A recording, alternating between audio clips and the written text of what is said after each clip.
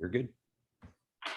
Good morning, everybody, and welcome to the February installment of the FFLGuard monthly virtual meeting. It is the 7th, Monday at 11:02 a.m. Eastern. I am your fearless leader, Chris Shafulo. With me is Brother Brian, Client Relations Manager, Michael Franzak, Director of Compliance, Avis Lindler, Client Relations Specialist.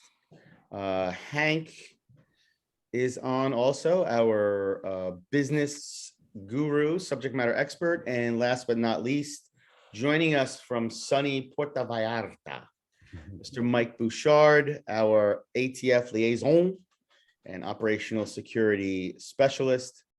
Welcome, everybody. Glad to have you. Let's get underway. Things are still taking a downward or sideways trajectory with ATF. They are still out and about, and they are issuing revocation notices, like handing out sticks of gum.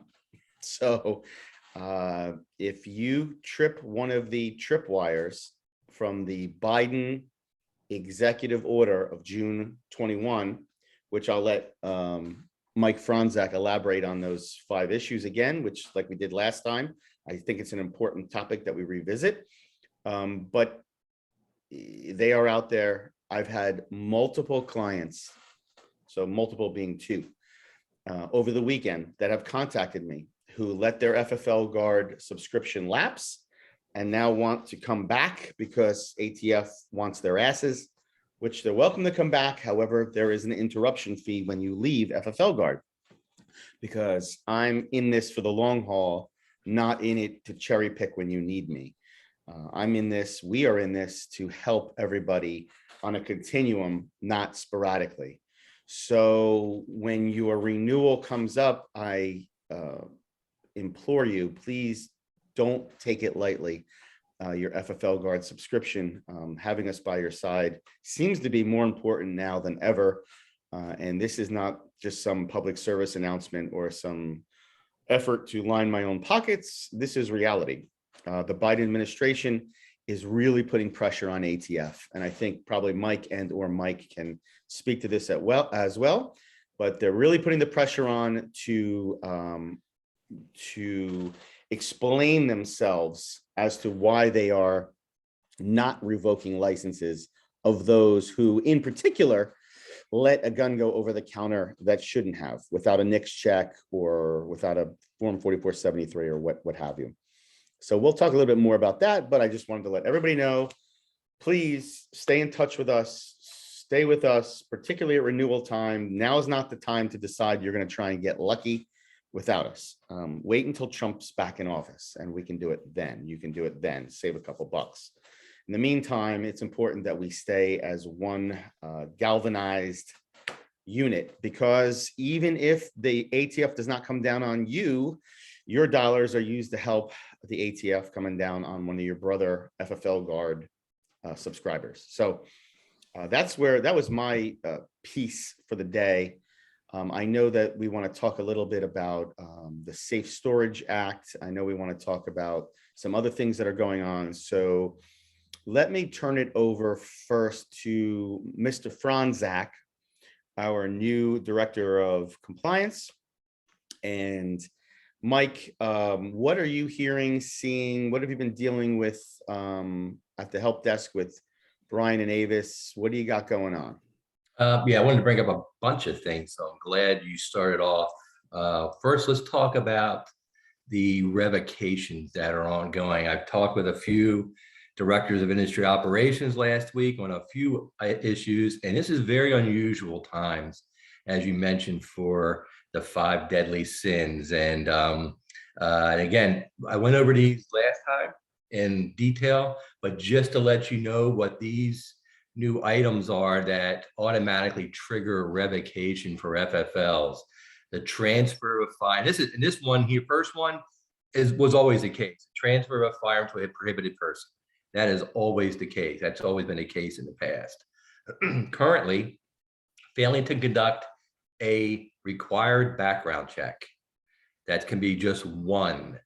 That's one instance. You right now, ATF will be revoking an FFL's license, and that includes an FFL check that was not completed after 30 days expired, and that gun was not transferred. That includes that.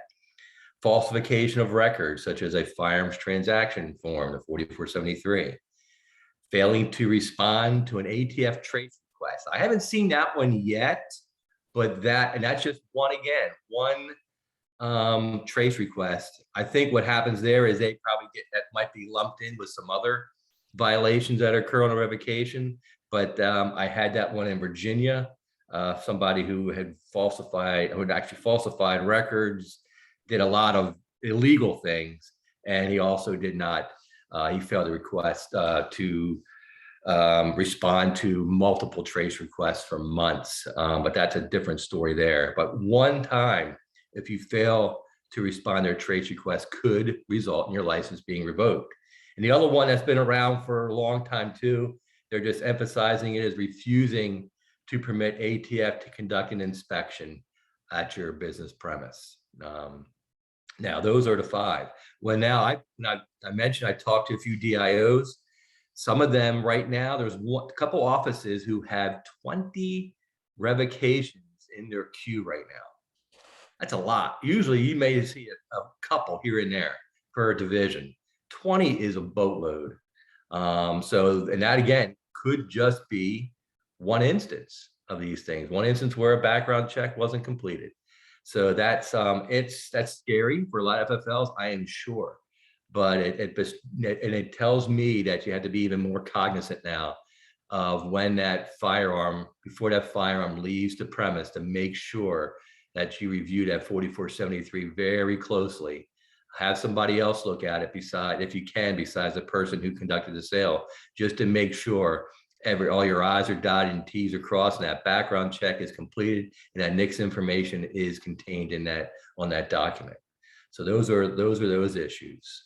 The other one I want to talk about is a couple rulings that are pending still. Right now, we're looking at a June 22nd possibility coming out for the receivers ruling, and August 22nd for the stabilizing brace ruling. Those are just tentative dates right now. That was as of the SHOT Show. They gave those dates out. We'll see if that is true or not. I did hear from a couple of people from ATF regarding the receivers ruling that they took a lot of consideration from some of the larger manufacturers, their concerns, their comments into this ruling. But again, no one has seen any details of it. But we'll see when this one, if it does in fact come out later this year. There'll be a lot at that one. I think will probably be delayed without a doubt, but you never know. Another item I wanted to go over with everybody is it's coming up for tax time. So, and you're saying, what are you talking about taxes, Brian? Zach, you must be nuts. I was talking to Brian the other day, and so after you complete your taxes, later this year, coming up every July 1 is, if you're an NFA taxpayer, is your SOT. So part of your SOT tax payment is, in that form, is 2 items. They're for importers and manufacturers, is reduced rate. So you can reduce your rate from $1,000 to $500 if your total gross receipts for that FFL are less than $500,000 for the tax year. So keep that in mind when you complete that. Look at your total gross receipts for that's entirety. Just not God, that's entirety of your store, your operation. If it's less than 500,000, you qualify under the Internal Revenue Code for that tax reduction from $1,000 to $500. So that's something to keep in mind. If you have any questions when that time comes around, please you send us an email. We'll be glad to help you out with that at FFLGuard, and hopefully some people will qualify for that reduced rate. Hey, everybody likes to save some money this time these days, so that is good for everybody involved. I think Brian said he qualifies for that, so he had a big smile on his face. Let's see. Chris mentioned the secure gun storage went in effect on the 3rd. So again, the key items here is that there's keyword availability. Okay, you have to have the availability of compatible secure storage or safety devices at any place where firearms are sold. This includes manufacturers now and importers who sell retail. So that also will have to have that secure gun storage. Again, availability. It doesn't give any numbers. You have to have 15, 20, whatever. It just says availability is the key item right there. Now you're going to be signing that every inspection. If someone applies for an application for a license, they have to sign that they understand that too. You're going to be doing that after every inspection, right? Acknowledgement of regulations that you understand this is your requirement. So please keep that in mind. So that'll be interesting to see. Again, as I read further into this ruling, and I just mentioned those 5 deadly sins in there. I made an asterisk on that ruling. And they said in the ruling that failure to comply with this ruling could result in the revocation of your license. So maybe a possibility another item gets thrown in there for FFLs who fail to comply with this. This could be something that they also try to do. So again, I hate to see that the government coming down on everybody, and that in the past we worked with them. But again, to keep in mind, this is being dictated from the top down, from the Biden administration through DOJ to ATF. So unfortunately, this probably, I could see this happening also if somebody does not comply with this, that could be the only violation you have and they go forward for revocation. So we'll see on that one. And what about at gun shows, Mike? What if our clients go to gun shows? Do they need to have them available there as well? Yeah, because that's an extension of your business premise, without a doubt. Any extension of your business premise, including gun shows, whoever guns you take there, you have to have that availability for the secure gun storage. That's a good question. But you don't have to have one per gun. Correct. You just have availability. To have something available. Right. And go ahead. On your list, can you also touch on the rare breed on your list as well? Yeah, not too much to go. And that was on my list. I got 2 more items. That was one of them. It had there's a lot of chatter out there regarding the rare breed triggers, the wide open entertainment / big daddy unlimited triggers. Again, this ATF is pretty close-lipped on this one right now because this is a criminal enforcement issue. ATF has ruled that the rare breed triggers are a machine gun, even of themselves. So right now, again, that's, I think, within their, they wouldn't give a timeline on when something may be coming out about this, but I expect something hopefully within the next month about, what's going on with this. There could be a recall engineered by rare breed, possibly. That's just a possibility. We've seen this before in the past. ATF's been working with manufacturers, dealers, and we did one of these. FFLGuard did one of these recently, where they're working with the manufacturers, dealers for recalls instead of ATF doing it themselves. So it helps if the FFL is compliant in doing that. But again, these aren't marked. These were not designed to be originally by rare breed. They were not designed to be a machine gun. So, but ATF ruled there. So there's no serial numbers. No, anyone who sold these, there's no 4473. There's no entry in your A&D book. So, if ATF does come knocking your door, I don't know what you can provide to them because you didn't record anything. You may have receipts of these. That's about it. Bills of lading, I don't know. But right now, it's one of those things where it was ruled a machine gun. So just be cognizant of that fact, that it was ruled that way. So I'd be kind of leery if I would start selling these things right now, keep selling these items right now because of that is ruled a machine gun. So Michael, on the retailer front, for those that have electronic POS systems that they can trace the sale of that item to an individual, how are retailers, how should they prepare for this? Could ATF ask for those records? They could. They could, but again, it's not a required record.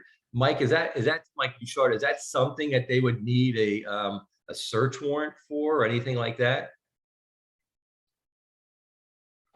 Yeah, they either have to get a consent to search or get a search warrant if it's a criminal case. You know, if they're just trolling, just try and see who's got one.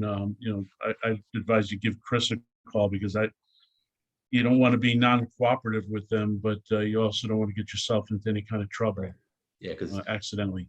as I mentioned, this is a criminal case. Like Mike just said, it is a criminal case right now. So that's handled by ATF Criminal Enforcement. So that's right there. I would definitely, like Mike said, contact FFLGuard if anybody comes into your business requesting information regarding these triggers. Last item I wanted to bring up was something I've seen happen recently. And I talked with Brian about this probably maybe a week after our last Zoom meeting. It concerns the completion of 4473s off your business premise, not a gun show or event. This is when we've got some, I've been seeing a lot, hearing a lot of some FFLs who are not allowed to engage in business at their at retail sales at their licensed business premise. So they email a 4473 to their customer. Hey, fill it out, meet me at this location. I'll do again, it's off their business premise. I'll do the background check there, give you your firearm, everything's completed. I'll fill the form out, but the customer is filling it out their part prior to even meeting at the business premise.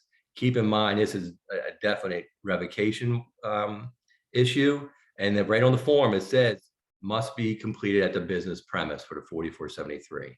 So keep that in mind that if you have any questions, if anybody wants to fill a form out in advance, so forth, so on. If you have any questions about that, please give us a call. Let us know what these issues are so we can assist you with that. But never should anyone be completing these forms off business premise and then bringing them to you. It has to be done at the business premise. It's listed right on the form.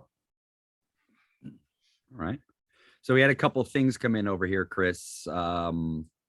Like on the rare breed, Michael, what should we tell those who are currently in possession of the rare breed trigger packs if they ask? If they're in possession, telling them or not? Are we?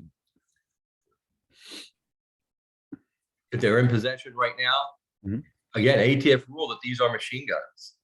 So keep that in mind. I would not, my Mike Franzak, I would say do not sell those right now. If I were Chris Shafula, I would say do not sell those right now. Yeah, if I can add also, if you feel threatened that legal action might be taken, you can also call ATF and just abandon them to them. Call the law enforcement side and just say, hey, I found out these are now ruled a machine gun. I've got some here. I purchased them before we knew they were going to be considered a machine gun, and I want to abandon those. And ATF will just have you sign a form, you turn it over to them, and again, you're free and clear after that. I don't know, Chris, what are your thoughts on that?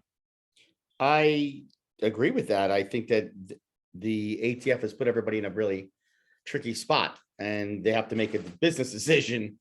And my business decision would always be what's going to keep my business from being interrupted.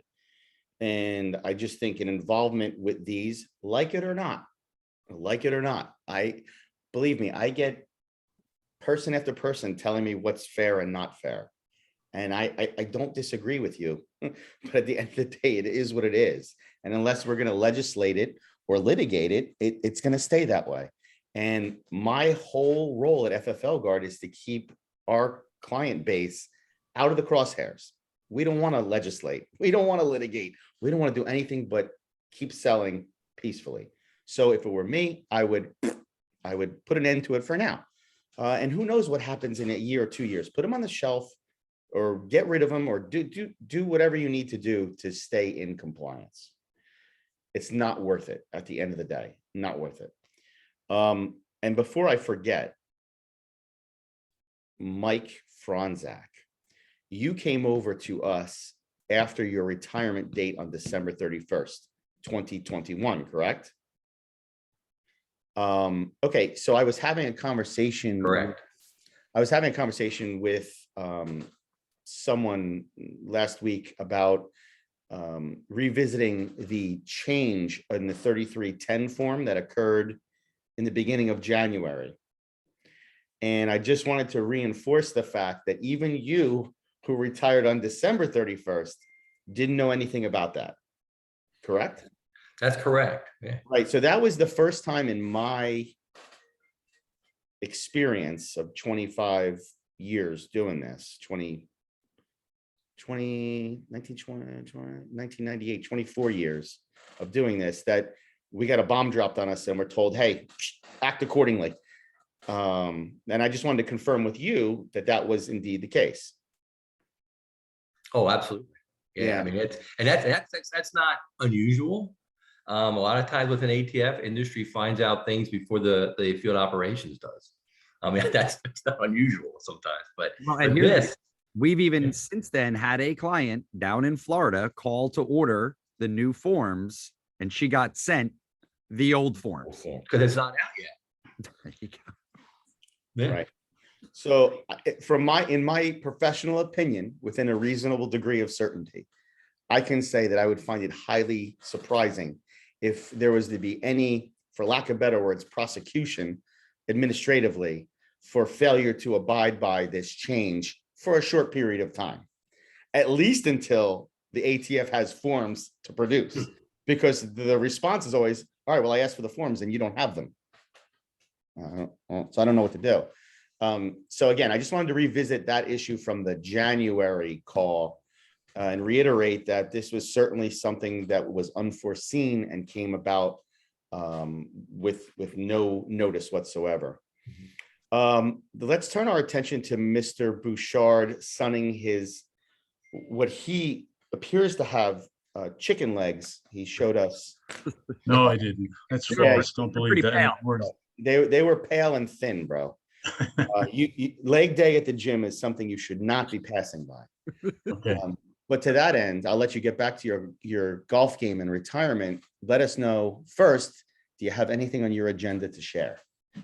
Sure. Last month, some of you heard me talk about discussions with ATF and what the administration's asking to do, particularly with the revocations. And it can't officially come from them, but they've tried to advise the administration and justice that, you're taking away people's livelihoods for things, we're here to make sure people are compliant, not primarily to put them out of business. So it's going to be interesting to see how these things play out. As we talked about last month, if ATF doesn't seek revocation on any of those deadly sins, they have to go forward to the director, who then has to go to the Justice Department and say why they didn't seek revocation, which is the opposite of what they used to do. So, it's going to be interesting to see if they really do revoke, or how some of these hearings are going to play out.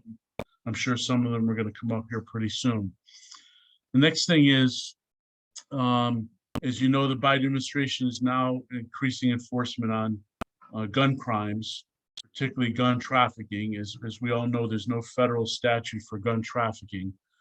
But you're going to start to see a lot of task forces, cities increase their efforts on the source of guns. So you might get a lot more visits from ATF, or in some cases, I know New York City police routinely go south to source states and just go directly to the FFLs.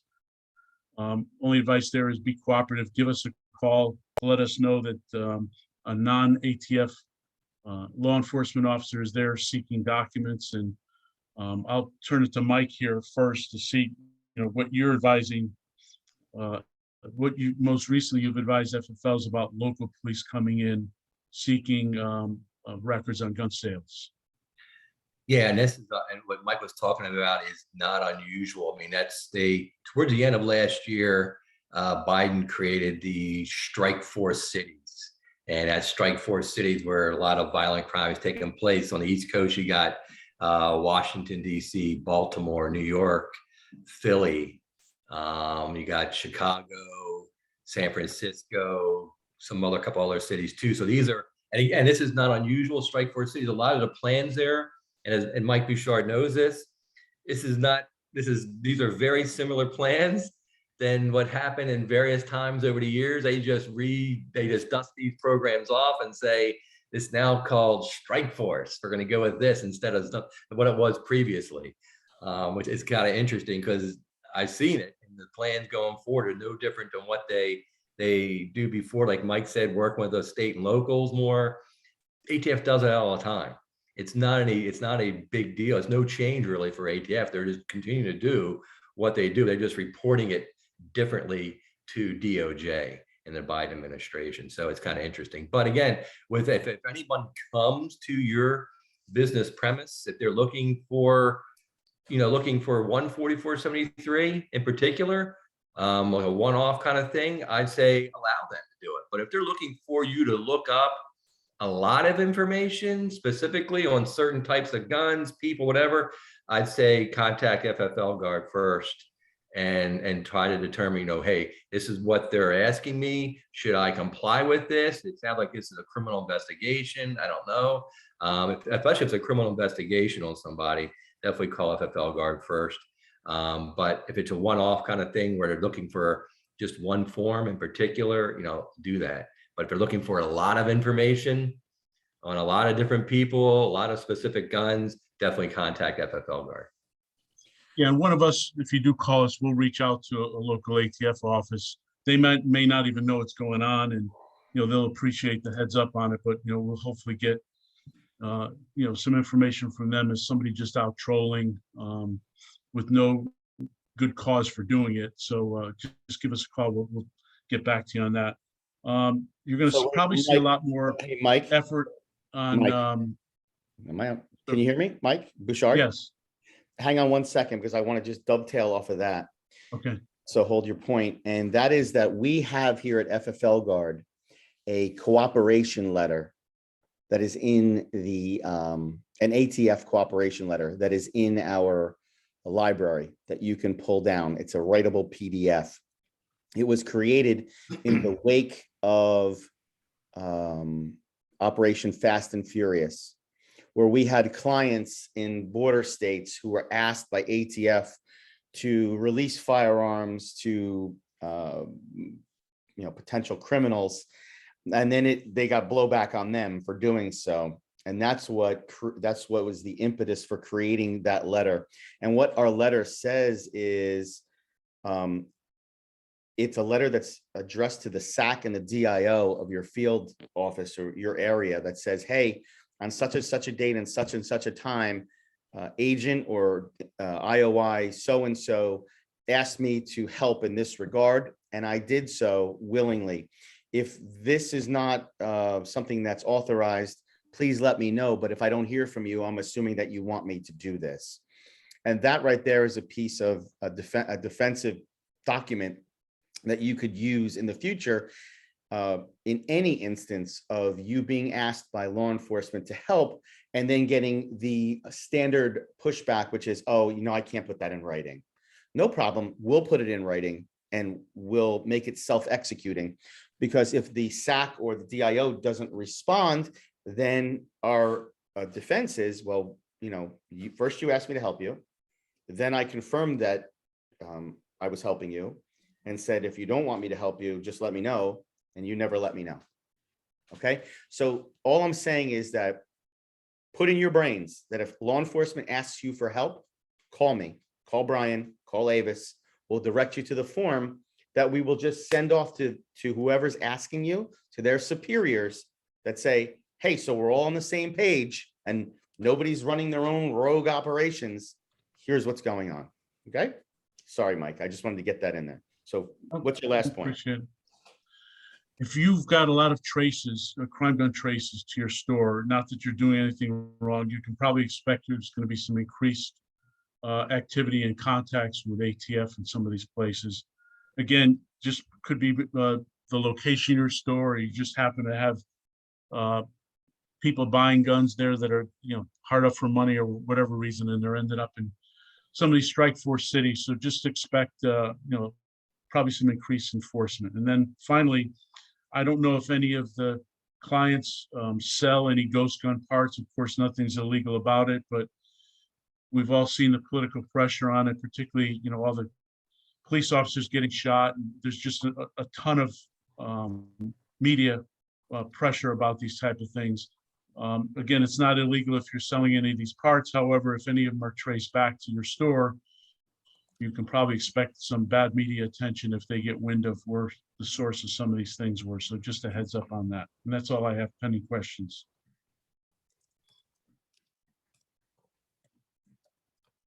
Unmute my video. Okay, I'm unmuted. Let's roll right along to Mr. Hank, our business subject matter expert. You have your ear on the ground when it comes to retailers in particular. Yes, that's your ear on the ground. When it comes to retailers in particular, anything you'd like to share, you've heard, you've seen, whether it's compliance related or otherwise? Yeah, well, first, everyone I talked to that was at SHOT had a great time, thought that SHOT was back to what it should be, a bunch of business focused individuals and all that. But as for the retail front, from data that I've looked at from different channels, the surge is over. It's done. So with this being buying season, I know we're a little bit behind the curve on SHOT Show, and I know a bunch of you have just been at buy group meetings and such like that. Be planning for slower business, not busier business, at least if things stay the way that they're going right now. Ammo prices, I think, are in that point now where we will see some stability moving forward on ammo prices, where the market price and the cost price have had sort of an eclipsing of trend, where the downward trend in ammo prices at retail and the upward trend in cost prices because of manufacturer increases this year are kind of meeting in the middle. I think we're going to see some stability through the rest of this year on prices. And the volume of business that you're going to do in ammo is going to be very directly related to that market price. Huge premiums on ammo, margin-wise, are not going to move volume of product across your counter. Now, there may still be some spotty pockets around the country moving forward where folks still have more demand than supply, but expect that to get normalized over 2022. So my advocacy for everyone moving through this buying season, adjust your orders and make sure that you're buying for what we would call a more normal kind of year.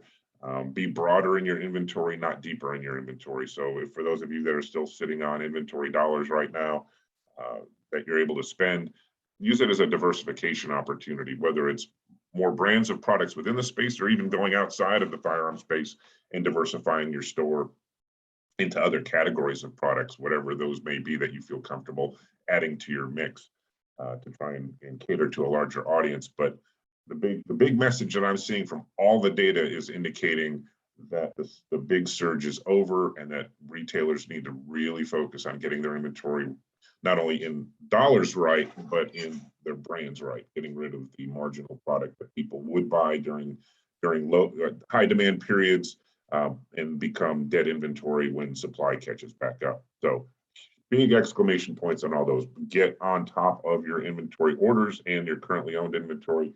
Get it right, get it out the door right now while there's still some demand out there. So that way you can have a good, healthy profile of your inventory moving forward. Yeah, there's always an argument to be made, Hank, from a business perspective as to what that algorithm is you deploy to determine, hey, it costs me, I'll make more money to just throw this shit out over here that's taking up space on my shelf. Yep. And that's always a tough, letting go is always tough. I mean, you watch Hoarders on Discovery Channel, so getting rid of stuff sometimes will make you more money. Oh, absolutely. And the other one, and I'll paraphrase it another way for folks. And again, when it hits full force around the country will be slightly different. Maybe some of you are feeling it already. Some of you are yet to feel it. But that period of the tap turning off and pumping the brakes, where a distributor suddenly who was maybe feeding you a couple cases of 9mm ammo suddenly shows up and says, I got a pallet for you of ammo. Really be suspicious about what that offer is telling you about the market conditions, that suddenly they're liberating this huge quantity that you've not seen before. to me, that's a huge indicator of pumping the brakes, making a good, honest decision for your store, and going back to buying onesie twosie instead of buying in bulk quantities, because chances are you're going to get stuck with inventory that's going to take you a year plus to sell. Your cash is going to be tied up, and cash is king. Cash flow is king. That's how you can't pay the bills with a pallet of 9mm. You got to have cash on hand to pay your bills. Well, Brian and I are always in search of 9mm for when society deteriorates for the, so we keep it on hand at the upstate New York cabin. But I appreciate your input, Hank. Thank you so much. And before I turn it over to Brian and the lovely Avis Lindler, I just wanted to point out, and yeah, I'm going to turn it over to you guys to discuss help desk issues that you may have seen over the course of the month, but also, would you be so kind as to address any of the open items in the chat that's running right now, except for one. I'll tell Glenn, who I'm sure is Glenn Duncan, if I had to guess. He's asking what I can tell him about Michigan State Police RI 060A. It came out in August of 2020. Unfortunately, I don't know anything about it because we're a federal program and the only state we drill down on is California. However, we would be happy to look at that for you. Just have to submit that to the help desk and we'll see what we can do for you. But by the way, if I actually knew what Michigan State Police RI 060A was off the top of my head, I would really be a superstar, but I don't. So submit that, Glenn, to the help desk and we can help you from there. Otherwise, I turn it over to Brian and Avis for the last part of the show here. Yeah, I want to jump right in real quick. We did get a question about the storage devices. You know, does this mean I have to have a long gun safe in the store available for sale? All the act really says is that you must have available for purchase some sort of storage device for any type of firearm that you sell. So if you no, you don't have to have one case per firearm. You could literally have one case in your shop. As long as every firearm you sell fits into that case and can secure it, you're fine.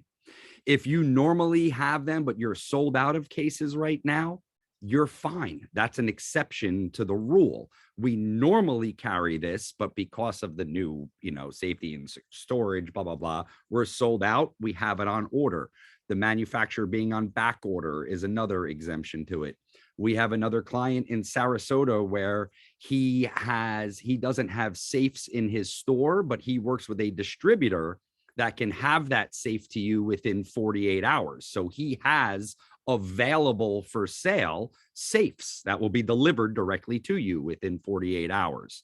It's just the availability. If I buy a gun from your shop, no matter what type of gun it is there a storage device here in your store that this firearm would fit in and can be locked? So obviously it doesn't really pertain to handguns. Everybody has most handguns come with locks nowadays. But everybody usually has locks in their shops. It more boils down to long guns. Do you have something available that a person can store that long gun in? So that we have seen, obviously, storage devices include locks, correct? That we have seen, that's been, jamming up the help desk have been the questions.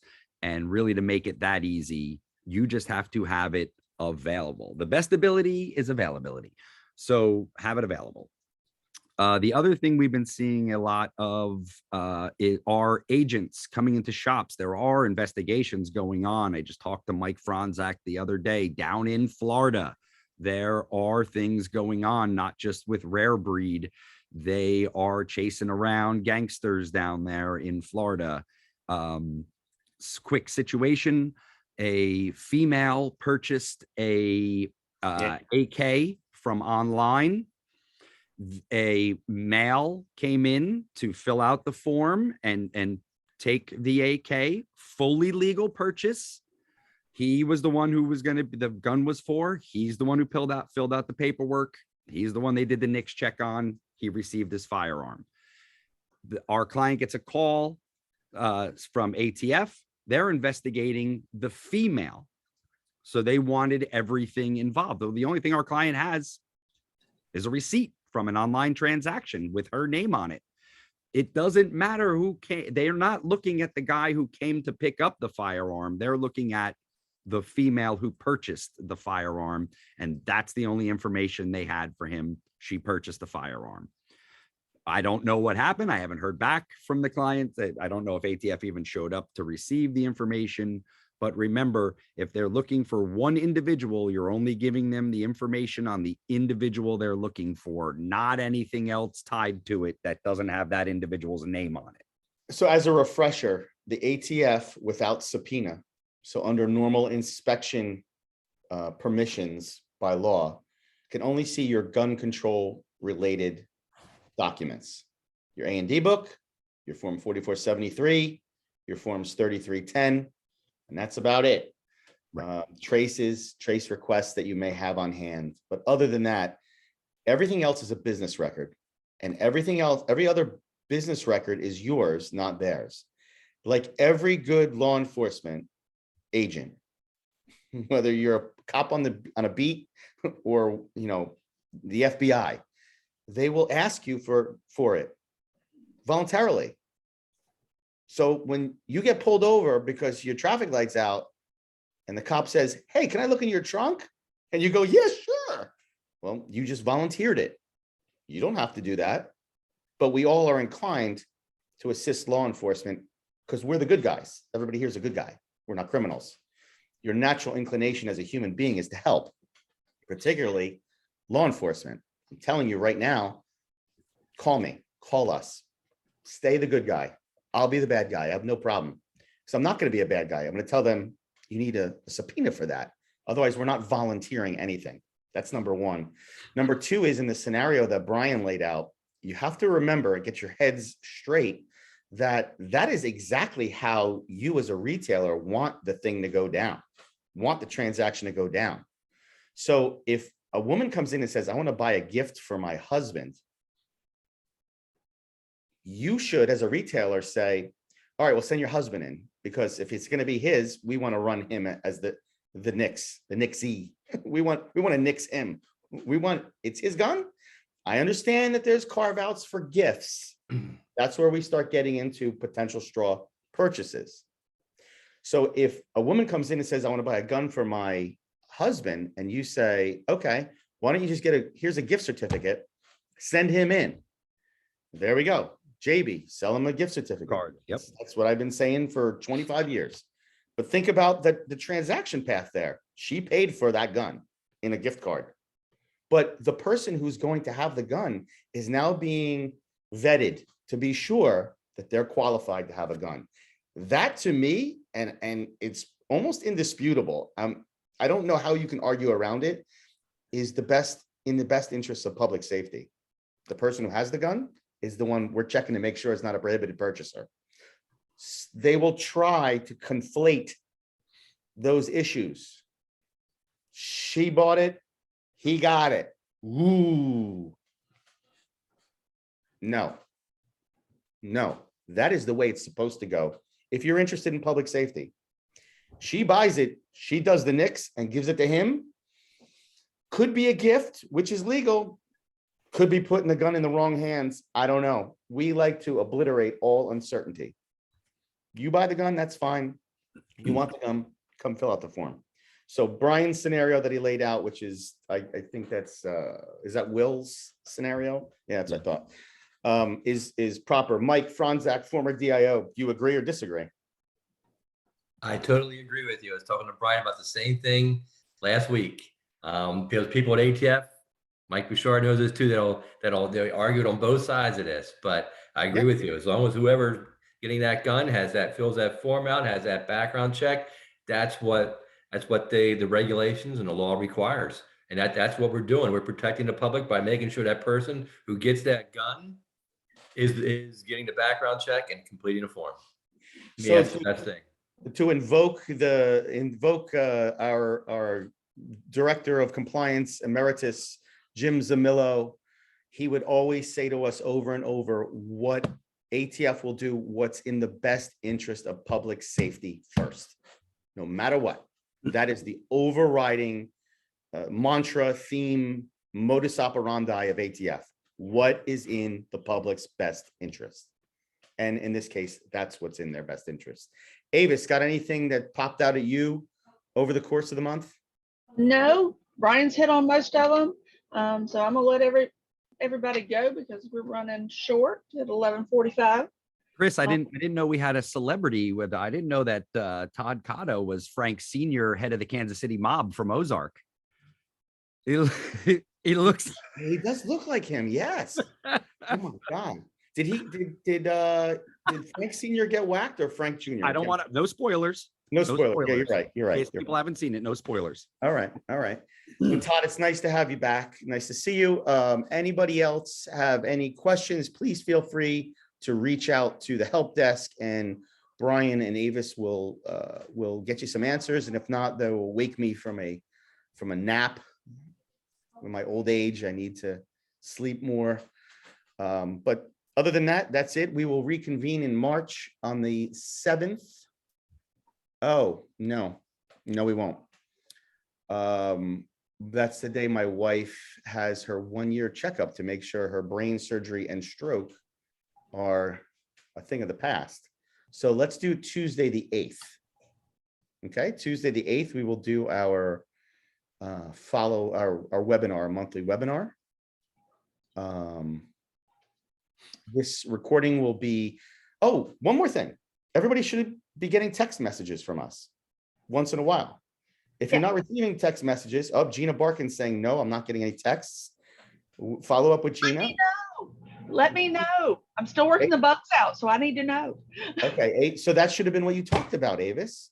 Avis is running our text messaging system. We're not going to bombard you with texts and make it crazy, but when we have a new Friday e-blast or needed to remind you about our once a month webinars, we like to spit them out in a text message. Paul is not getting them. Paul Davidson, Avis. Usually it's going to point of contacts at your operation. So if you are a POC, you should be getting them. Yeah. Look at Barry Laws looking all handsome and so forth. Jeff Perry's getting them. Okay, so bottom line is, if you're on this call and you haven't received a text message saying, hey, don't forget about our call, then you're not getting the texts. Be sure to reach out to client relations and let us know. Other than that, I will be ending this call now. We will let you know when it is available for replay, which seems to be a very popular option. If you have any questions, concerns, or problems, feel free to contact me, Brother Brian, Avis, or any of the team. We're here for you. And otherwise, I will catch up with everyone next month on Tuesday, the 8th of March. Talk to you soon.